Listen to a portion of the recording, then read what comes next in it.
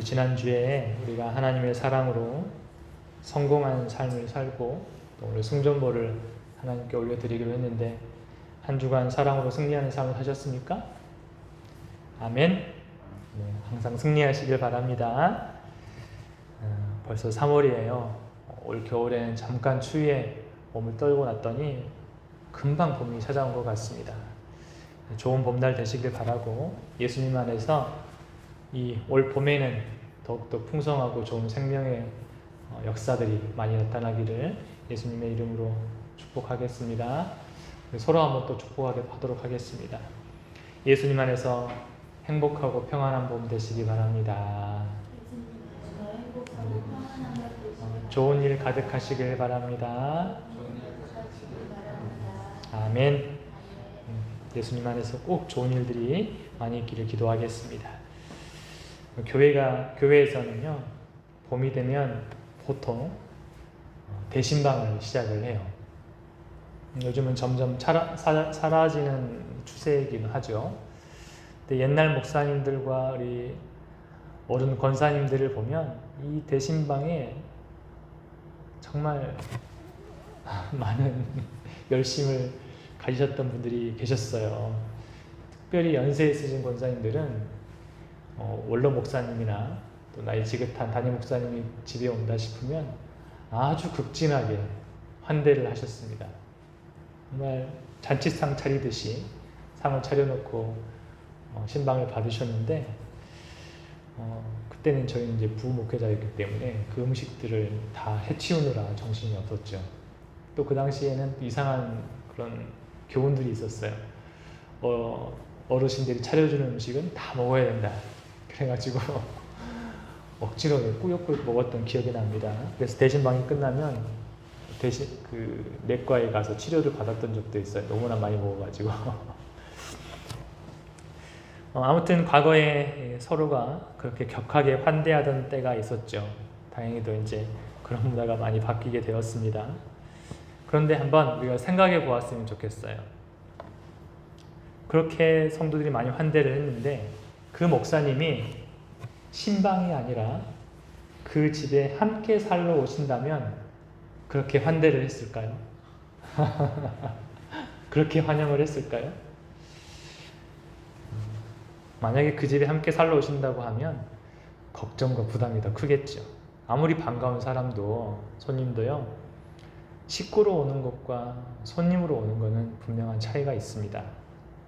그럼 여기서 한번 적용을 해보아야 되겠죠. 한번 질문을 드리겠습니다. 마음으로 한번 대답해 보세요. 예수님이 다시 이 땅에 몸을 입고 오셨을 때에 우리 집을 방문한다고 했을 때 예수님이 우리 집에 살러 오신다고 하는 게 좋으시겠습니까? 아니면 손님으로 오신다고 하면 좋으시겠습니까? 마음으로 한번 대답을 해보세요. 예수님을 주님으로 모시는 것과 손님으로 모시는 것에는 분명한 차이가 있습니다. 예수님이 우리에게 내가 갈게, 오늘 본문에서 너에게 갈게 라고 말씀하시잖아요. 그때는 손님으로 오신다는 게 아니에요. 함께 살러 오신다, 그 말씀이실 거예요. 예수님의 또 다른 이름이 무엇이죠? 넉자로 하면 임마누엘이죠. 임마누엘은 함께 살아가신다는 뜻이에요. 하나님이 우리와 함께 거주하신다는 뜻이에요. 그 말은 예수님이 우리에게 오셔서 단순하게 룸메이트나 더부살이로 살아가는 것이 아니라 가장으로 또 다스리는 분으로 통치자로 살러 오신다라는 뜻인 거예요. 그러면 우리의 생활 리듬이나 또 생활의 룰이 바뀌게 되는 거예요. 아기가 있는 집은 모든 삶의 기준이 뭐예요? 아기잖아요. 아기 중심으로 움직이게 되잖아요. 그럼 예수님이 우리에게 오시면 어떻게 되냐면 예수님이 기준이 되는 거예요. 그래서 예수님의 기준으로 모든 식구들이 움직이게 되어 있어요. 예수님 말 그대로 나의 주가 되시고 통치자가 되시는 거예요. 우리가 그렇게 예수님을 받아들이고 영접하고 믿고 있는 것이죠. 통치라는 단어가 우리에게 어감이 좋진 않을 수가 있습니다. 그렇지만 사실 우리는 누군가에 의해서 지배를 받고 있어요. 지배를 받기 마련입니다. 사람이라면 누구나 하나님 아니면 마귀의 지배를 받게 되어 있어요. 만약 우리가 마귀의 지배를 받고 살아간다면, 즉 마귀가 주는 음식에 계속해서 익숙해져 있다면 예수님이 공급해 주시는 어떤 새로운 음식에 대해서 거부감을 느끼게 되어 있어요.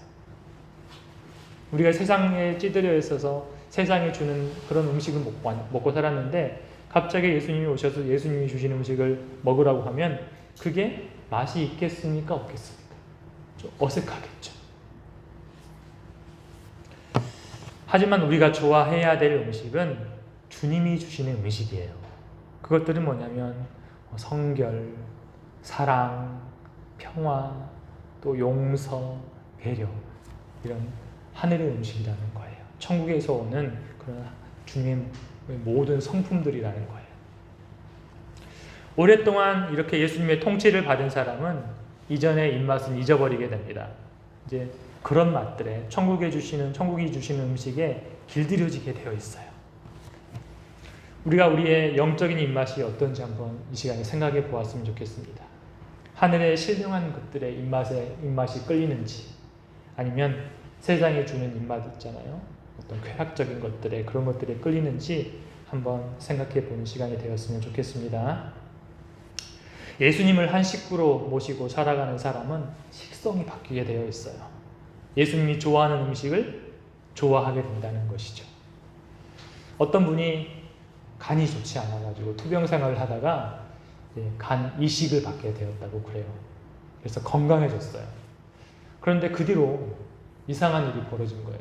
이분이 멕시코 음식을 좋아하지 않는데 그 뒤로는 멕시코 음식이 막 먹고 싶어졌다고 그래요. 그래서 직접 그 음식점을 찾아가서 멕시코 음식을 먹었다고 합니다. 자, 왜 그런 일이 일어났을까요? 알고 봤더니 이분이 누구의 간을 이식받은 거냐면 멕시코 사람의 간을 이식받은 거예요. 그랬더니 자기의 입맛이 변했다라고 말을 하는 경우도 들어보았습니다. 사실 우리도 예전 생명은 죽고 새로운 생명을 이식을 받았어요. 우리는 예수님의 심장을 이식받은 거예요. 그러면 우리 몸속에 지금 누구의 피가 흐르고 있는 거예요? 예수님의 피가 흐르고 있는 거죠. 우리 몸에 예수님의 DNA가 있는 거예요. 염색체가 있는 거예요. 그러면 우리의 입맛이 그대로 있으면 안 되죠. 우리의 입맛도 예수님의 입맛으로 바뀌어가야 된다는 거예요. 예수님의 심장을 이식받았으니까요. 이제는 세상이 주는 쾌락이 아니라 주님이 주시는 놀라운 평화, 세상에 줄 수 없는 그 아름다운 평화, 그 평화에 입맛이 길들여져 있어야 된다는 거예요. 왜냐하면 나의 안에는 이전의 주인이 사라졌고 이제 새로운 주인인 예수님이 살고 계시기 때문입니다. 우리 마음을 한번 들여다보십시오. 새로운 주인이 살고 계시죠? 중보 기도자 리즈 하월즈는 신학교 안에서 모든 학생과 교수와 함께 성령의 임재를 강하게 경험하게 되었다고 합니다. 그때 주님이 그들에게 묻는 질문이 있었어요. 그 질문이 그들의 가슴을 가장 아프게 했다고 합니다. 주님이 뭐라고 물어보셨냐면 이렇게 물어보시는 거예요. 너희들의 몸 안에 사는 것이 누구냐? 성령의 임재 속에서 너희들의 몸 안에 사는 것이 누구냐? 이렇게 물어보시는데 거기 있는 모든 사람, 어느 누구도 주님입니다 라고 대답을 하지 못했대요. 그리고 통곡만 하기를 시작했다고 합니다. 우리 순전한 교회에도 그런 성령의 임재하심이 있기를 소망합니다. 그래서 우리 교회에도 그런 거룩한 흐느낌이 있기를 소망합니다. 부흥의 현장에는 항상 통곡이 있었어요. 우리나라 1907년 대부흥의 시기도 그런 통곡으로부터 시작했어요. 예수님을 믿는다고 하면서 예수님을 주로 모시고 살지 못했던 삶을 괴로워하는 것이 부흥의 시작이었다는 거예요. 그렇게 주님과 화해하고 주님을 내 삶의 중심으로 모시면서 이 한국 땅의 부흥이 시작되는 것이죠. 예수님을 통해서 오시는 보혜사 성령님은 영원토록 우리와 함께 있기 위해서 이 땅에 오셨습니다. 이 말씀이 오늘 우리가 함께 읽었던 본문 속의 말씀입니다. 이제 성령님을 우리 마음에 모시게 되면 우리는 삼위일체 하나님과 한 식구로 살아가게 되는 것입니다. 그러나 우리가 하나님을 적정한 거리에서 손님으로 모시고 살아가게 되면 세상에서도 만족을 누리지 못하고 또 영적으로 만족을 누리지 못하는 삶을 살아가게 되는 거예요. 그것은 사실 우리 그리스도인의 수치거든요. 부끄러운 일이에요. 이쪽도 저쪽도 정확하게 자리 잡지 못하고 갈팡질팡하는 모습이 우리에게는 부끄러운 모습이라는 거예요. 이런 모습은 성령님께서는 근심하시고 마귀가 조롱하는 일입니다. 이런 내용이 찬송가 535장에 나와 있어요. 주 예수 대문 밖에라는 찬송에 그런 내용이 나와 있는데 한번 불러볼까요? 주 예수 대문 밖에 기다려 섰으나 단단히 잠가드니 못 들어오시네. 나 주를 믿노라고 그 이름 부르나 문 밖에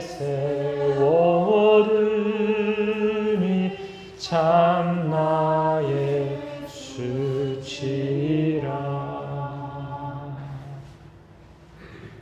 이 가사의 내용처럼 내가 예수님을 믿는다고 말하지만 정작 우리가 주님이 주시는 말씀을 즐거워하지 못하고 주님이 나에게 요구하시는 삶을 기쁘게 여기지 못하고 끌려가거나 망설인다면 그 모습이 우리에게는 수치스러운 것입니다. 그럴 때 예수님께서 우리에게 물어보세요. 너희들의 몸 안에 사는 것이 누구냐? 너희들의 몸 안에 사는 이가 도대체 누구냐? 이렇게 물어보신다는 거예요. 우리 안에는 내가 살아도 안 되고 마귀는 당연히 안 되고요. 우리 주님, 예수님만이 사셔야 합니다. 그것이 그리스도인이고 그래야만 우리가 구원을 받을 수 있는 것입니다. 나중에 우리는 모두 다 하나님의 심판대 앞에 서게 될 것입니다. 그때 하나님께서 우리를 샅샅이 살펴보실 것인데 내 안에 하나님의 아들이 거주하지 않고 계신다면 우리가 어떻게 구원을 받을 수 있겠습니까? 우리는 저 영원한 세상, 천국을 꿈꾸며 살아가는 사람들이잖아요.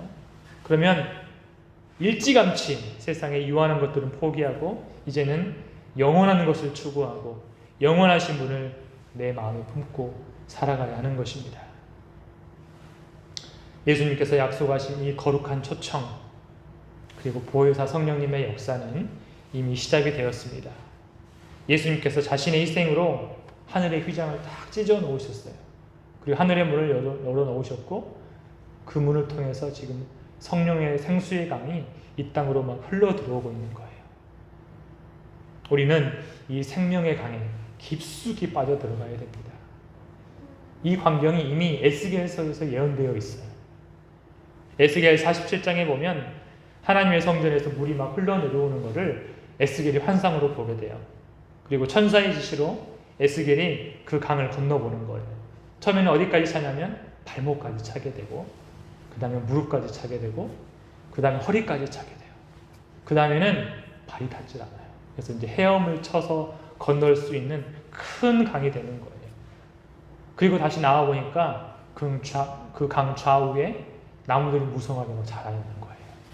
또 이 강이 흘러가는 곳곳마다 생물들이 막 번성해 가는 거예요. 그 환상을 이 에스겔이 보게 됩니다.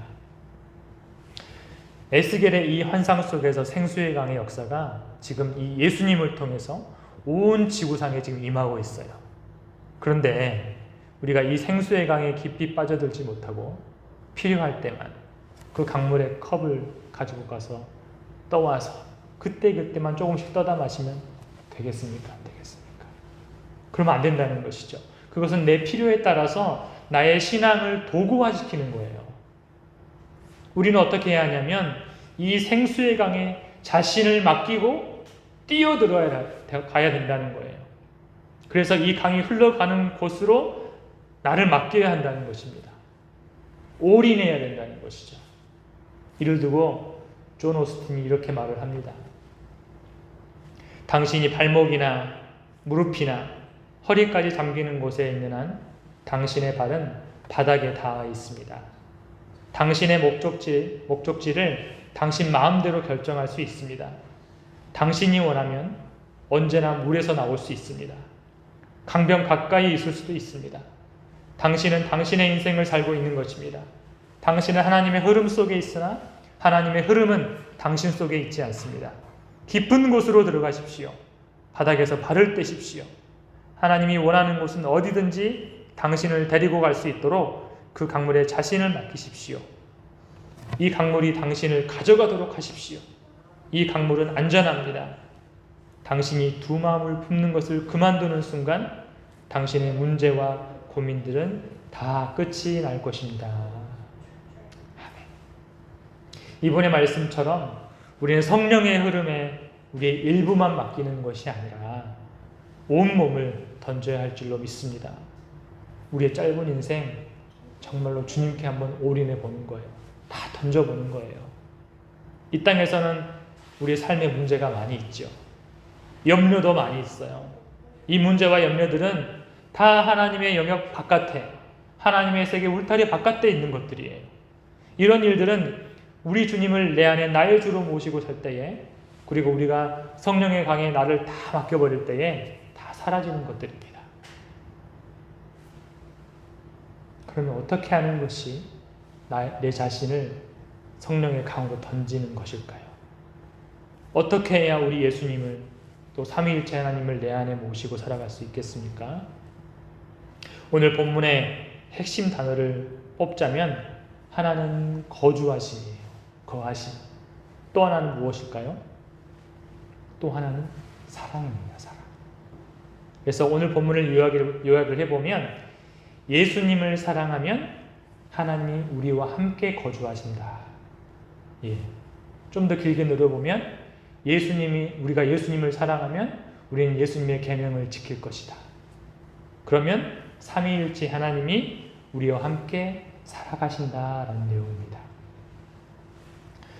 우리가 예수님을 사랑하는 것은 기본 중의 기본입니다. 사랑하지 않고 어떻게 상대와 함께 살아가고 싶겠어요? 사랑하지 않는 사람과 살아가는 것은 천국이 아니죠.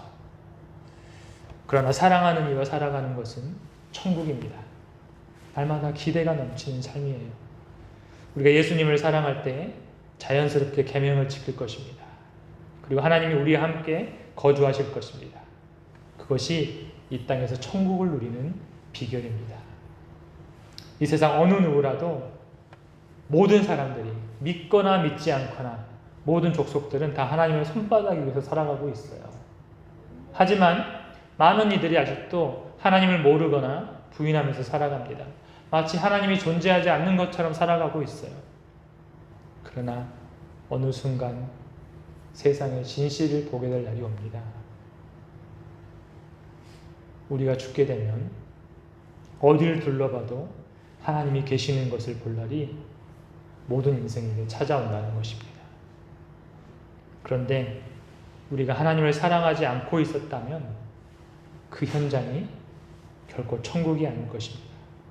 눈을 감아도 보이는 하나님 때문에 몹시 두렵고 괴로울 것입니다. 이렇게 절대자를 사랑하지 않는 삶은 불행한 삶입니다. 이 과오를 범치 않는 우리 순전한 교회가 되기를 간절히 소망합니다. 또 성령의 강에 뛰어드는 또 다른 방법은 우리의 기도에 있습니다. 누가복음 11장 9절에서 13절을 한번 보겠습니다. 우리 다 함께 읽어볼까요? 내가 또 너희에게 이르노니 구하라 그러면 너희에게 주실 것이요 찾으라 그러면 찾아낼 것이요 문을 두드리라 그러면 너희에게 열릴 것이니 구하는 이마다 받을 것이요 찾는 이는 찾아낼 것이요 두드리는 이에게는 열릴 것이니라. 너희 중에 아버지 된 자로서 누가 아들이 생선을 달라 하는데 생선 대신에 뱀을 주며 알을 달라 하는데 전갈을 주겠느냐. 너희가 악할지라도 좋은 것을 자식에게 줄 줄 알거든 하물며 너희 하늘아버지께서 구하는 자에게 성령을 주시지 않겠느냐 하시니라. 아멘. 우리가 하나님께 구하면 무엇을 주신다고요? 성령을 주신다는 거예요. 구하면 성령을 주신다고 하세요. 성령을 주신다는 것은 내가 구하는 것보다 더 좋은 것, 세상에서 가장 좋은 것을 나에게 주신다는 것을 의미합니다. 세상에서 좋은 것이 하나님 말고 뭐가 있겠어요? 하나님보다 더 좋은 것이 있습니까? 가장 좋은 것은 하나님이시죠. 하나님은 구하거나 생각하는 것보다 더욱 넘치게 주시는 분이세요. 우리는 기도함으로 이 좋은 선물을 받을 수 있습니다. 주님은 즉 성령, 하나님을 얻기 위해서 뭐하라고 그러세요 지금? 구하라고 말씀하고 계시는 거예요. 다시 말하면 내가 기도하지 않으면 하나님을 얻을 수 없다는 말입니다. 그래서 주님은 3번이나 기도의 중요성을 말씀하시는 거예요. 구하라, 찾으라, 두드리라. 이렇게 다 똑같은 말이에요. 기도하라는 말씀이에요. 우리가 이렇게 기도해서 하나님을 얻을 수 있는 엄청나고 놀라운 특권이 우리 갖고 있는데, 이 기도함으로 하나님의 성령에 충만케 되는 역사가 우리에게 있기를 소망합니다. 성령도 구해야 되는 거예요. 성령도 내가 추구해야 받는 것입니다. 하나님을 사랑하는 사람은 하나님을 구하게 되어 있습니다. 하나님을 사랑하는 사람은 기도하게 되어 있습니다. 우리가 기도의 강에 깊이 빠져들수록 성령의 임재에 더 깊게 빠져들게 될 것입니다. 우리는 내 발이 닿지 않는 성령의 강까지 깊이 들어가야 됩니다. 즉 나의 의지, 나의 주권, 나의 자아가 산산이 부서져서 나는 없고 누구만 계시는 상태로 가야 된다고요? 예수만 계시는 상태 될 때까지 계속 기도해야 된다는 거예요. 예전에 교회 학교 선생님들과 여름 성경학교를 준비하면서 일주일 동안 기도를 했던 적이 있었어요. 하루에 2-3시간씩 뜨겁게 기도를 하는데 3시간씩을 이제 기도를 하다 보니까 청년들이 너무 힘들어하는 거예요. 청년 교사들이 너무 힘들어하는 거예요. 그런데 며칠이 지나니까 또 적응을 하더라고요. 처음에는 힘들었는데 나중에는 할만했다라고 고백하는 거 들어봤습니다. 우리도 주일 예배를 한 3시간씩 이렇게 드리면 좋겠죠. 시험에 드릴까봐 그렇게는 못할 것 같고, 그렇게 이제 선생님들과 짧은 일주일의 기도 시간을 마쳤어요. 그리고 마지막 날에 꿈을 꾸었는데 이 밭에 발목까지 물이 차는 그런 꿈을 꾸었어요. 에스겔의 환상에서처럼 발목까지 물이 차는 그런 꿈을 꾸었어요. 그리고 그 꿈을 꾸자마자 바로 이해가 됐는데, 우리가 열심히 기도한다고 했지만 이 기도가 이 정도밖에 되지 못했구나.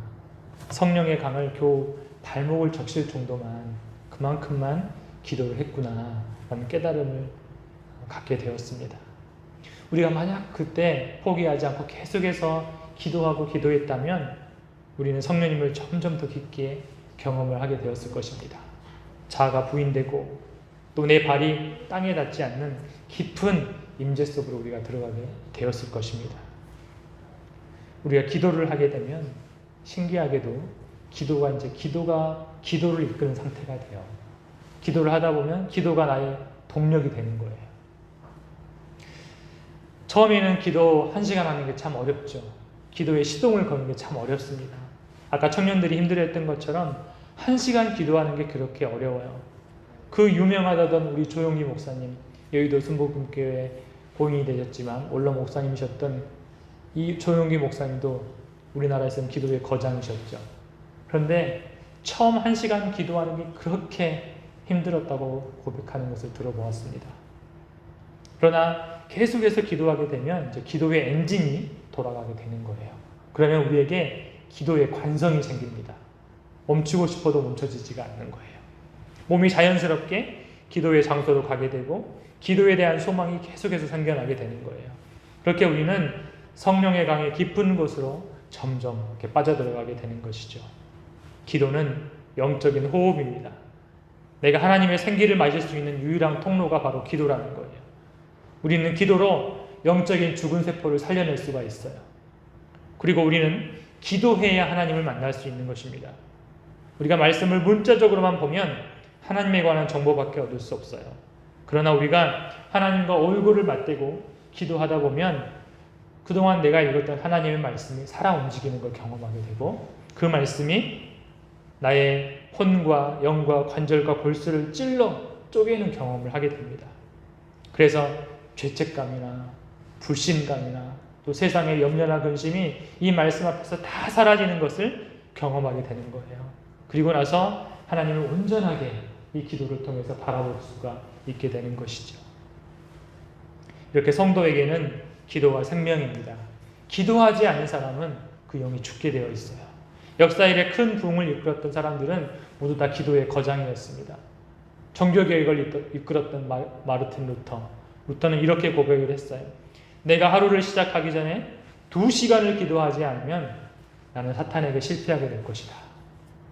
또 찰스 피니는 미국의 큰 부흥을 이끌었던 설교가였는데 하루에 3시간씩을 기도했던 분이십니다. 기독교의 역사는 이렇게 기도로 이렇게 세워졌던 역사입니다. 우리에게 기도가 필요 없다면 주님은 이 땅에 계실 때에 기도하지 않으셨을 것입니다. 새벽 미명에 일어나서 기도하지 않으셨을 것이고 밤새도록 기도하지 않으셨을 것입니다. 이 땅에 오신 하나님의 아들도 기도를 통해서 하나님을 만나야 했다면 우리도 당연히 주님처럼 기도해야 되는 것이죠. 기도의 자리에 얼마나 오래 앉아 있느냐에 따라서 우리의 성공의 크기가 달라지게 되어 있습니다. 그리고 기도보다 소중한 것은 하나님 말고는 없습니다. 아까 누가복음에서 주님이 뭐라고 말씀하셨습니까? 하나님을 얻기 위해서는 어떻게 하라고요? 구하라고 말씀하셨습니다. 내가 다시 기도하지 않으면 하나님을 얻을 수 없다는 말입니다. 하나님은 다른 것 말고 하나님 자신을 구하라고 말씀하세요. 하나님은 지금도 우리에게 자신을 주기를 원하십니다. 청춘 남녀들이 프로포즈 할 때 뭐라고 고백을 한다고 그러죠? 날 가지라고 한다잖아요. 그럼 프로포즈 해보셨습니까? 사랑하면 자신의 모든 것을 주고 싶어 해요. 하나님도 그렇습니다. 하나님은 우리를 너무 사랑하시기 때문에 하나님 자신을 주고 싶으신 거예요. 그래서 성규야, 나를 가지렴. 아무개야, 나를 가져. 이렇게 말씀하시는 거예요. 그리고 누구나 구하면 다 성령을 받을 수 있다라고 말씀하시는 것입니다. 우리가 하나님을 얻으면 다 얻은 것입니다. 우리가 우리의 목적을 하나님께 둔다면 하나님을 얻을 뿐만 아니라 세상의 것들을 덤으로 얻게 될 것입니다. 그런 것들은 이제 생각만 해도 얻게 될 것입니다. 그래서 주님께서 뭐라고 말씀하셨어요? 먼저 무엇을 구하라고요? 하나님의 나라를 구하라고. 그러면 그 나머지 것들은, 나머지 필요들은 다 채워주실 것이라고 말씀해 주셨습니다.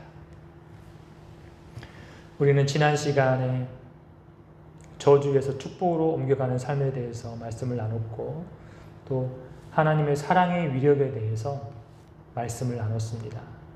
이 모든 역사의 핵심에는 성령님이 계시는 거예요. 성령으로 말미암지 않고는 저주에서 축복으로 갈 수도 없고 사랑의 기적들이 나타날 수가 없는 것이죠.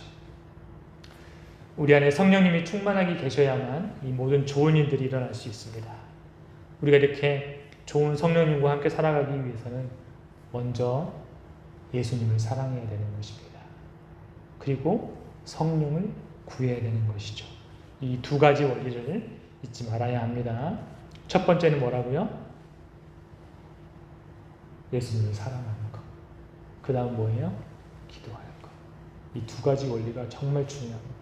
날마다 예수님을 깊게 사랑하는 것, 그리고 우리가 기도할 때 반드시 성령의 충만을 구하는 것. 다른 것보다 먼저 성령을 먼저 구하는 것이 가장 시급합니다. 기도의 호흡파가 중요해요. 숨 쉬듯이 기도하고 밥 먹듯이 기도해야 하는 것이죠. 생명이 약동하는 이제 봄이 찾아왔습니다. 우리 안에도 죽은 세포가 살아나고 영적 생명이 왕성하게 일어나게 하기 위해서는 이 두 가지 원리를 꼭 적용하시기를 예수님의 이름으로 축원드립니다. 그래서 우리 안에도 천국의 봄이 좀 찾아왔으면 좋겠어요. 세상은 갈수록 어두워지고 더러워지고 또 불의해지잖아요. 도덕성이 파괴되어 가고 있잖아요. 봄이 아니라 세상은 겨울을 향해서 가고 있는 것 같은데 우리가 이 두 가지 원리를 지키면 우리는 늘 천국의 봄 가운데 머물게 될 줄로 믿습니다. 그 꽃길을 우리 삼위일체 하나님과 함께 걸어가시는 순전한 교회가 되시길 예수님의 이름으로 소망합니다.